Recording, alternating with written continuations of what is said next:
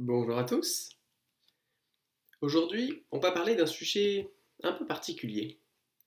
Aussi loin que je m'en souvienne, j'ai toujours la mémoire d'avoir été quelqu'un de solitaire.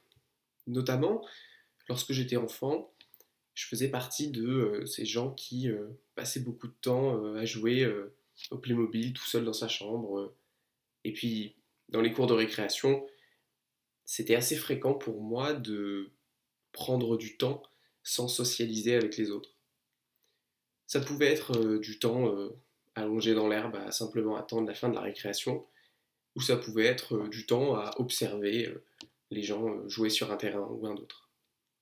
Ça ne veut pas dire que on est tout le temps extérieur aux autres, mais je crois que j'ai toujours eu cette tendance à avoir besoin de ces moments de solitude pour me sentir pleinement moi-même. Et à l'inverse, j'ai toujours eu, j'ai envie de dire, cette gêne lorsque, dans une situation ou une autre, eh bien finalement j'étais contraint de socialiser pendant des périodes de temps prolongées. Et ça peut arriver effectivement quand on est à des événements type anniversaire, type fête, etc., où finalement dans ces lieux, il y a très peu de place, que ce soit physiquement ou bien culturellement, pour dire, bah là, en fait, là, juste, je m'extrais du monde social qui est autour et je prends juste du temps pour moi. Donc finalement, cette relation à la solitude, elle a toujours été présente, elle a été présente depuis que je suis enfant, adolescent et aujourd'hui adulte.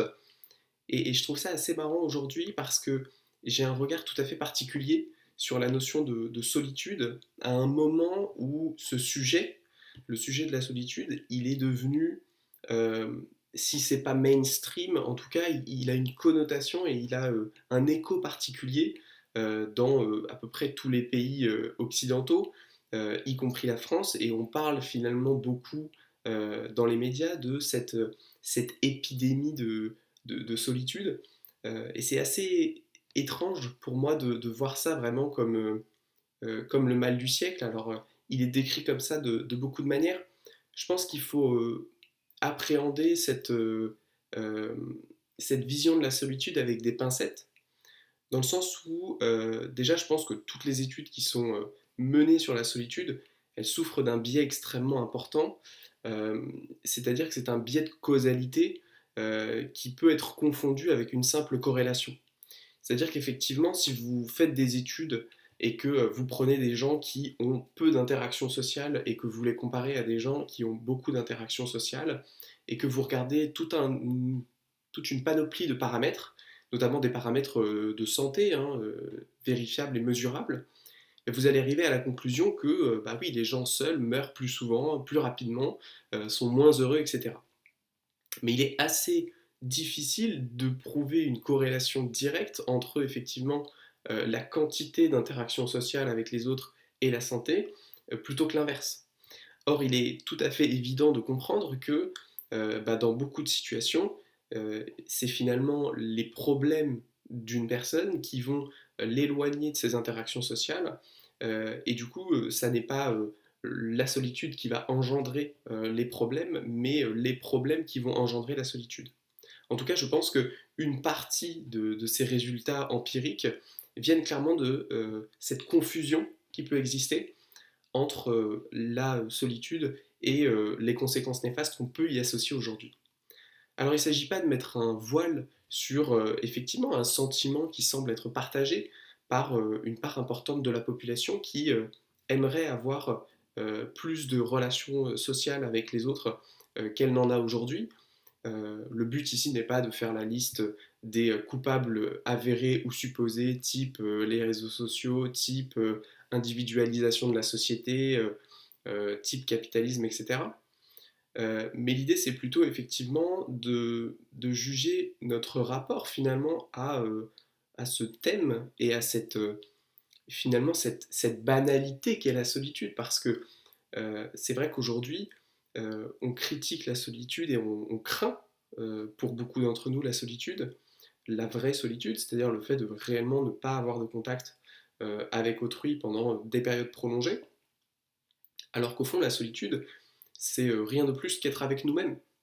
C'est-à-dire que, effectivement, au fond, on n'est jamais seul, on est toujours avec notre corps, on est toujours avec notre esprit, avec nos sensations, avec notre mémoire, avec nos envies, avec nos peurs. Et finalement, je pense que la crainte qui se manifeste chez beaucoup de la solitude, c'est bien plus une crainte d'être confronté à ce qu'on a à l'intérieur de nous, plutôt qu'une crainte de la solitude ou de ne plus pouvoir communiquer ou échanger avec autrui.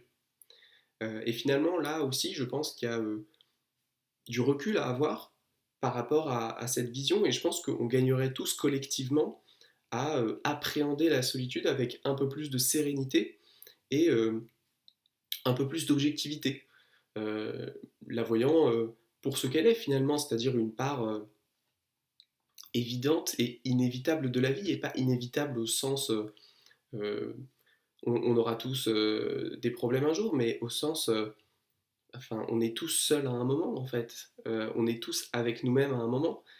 Et au-delà de l'aspect nécessaire de ces phases, en tout cas moi c'est un avis personnel que j'ai, je pense que c'est quelque chose de tout à fait normal et de tout à fait évident. Et finalement être effrayé par une évidence de notre existence aussi triviale, ça devrait nous inquiéter. Ce qui est inquiétant, c'est pas le niveau de solitude ressenti. Ce qui est inquiétant, c'est le jugement que l'on porte sur cette solitude. Et je pense effectivement que on a vraiment à gagner à apprendre à être avec nous-mêmes.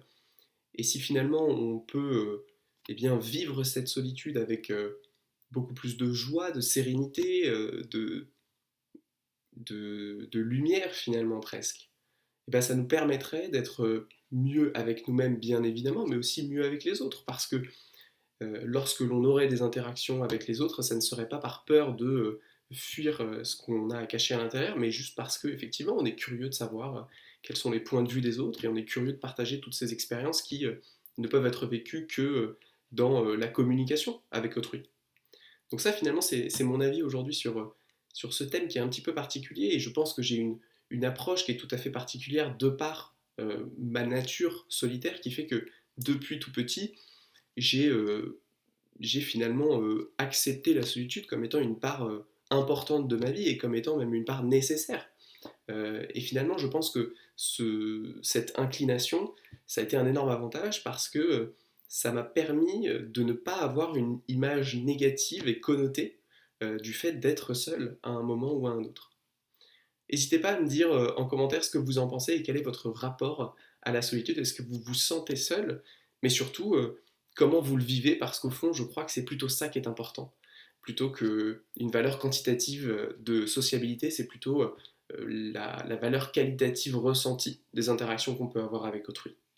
Je vous remercie d'avoir regardé la vidéo et je vous dis à ciao pour la prochaine.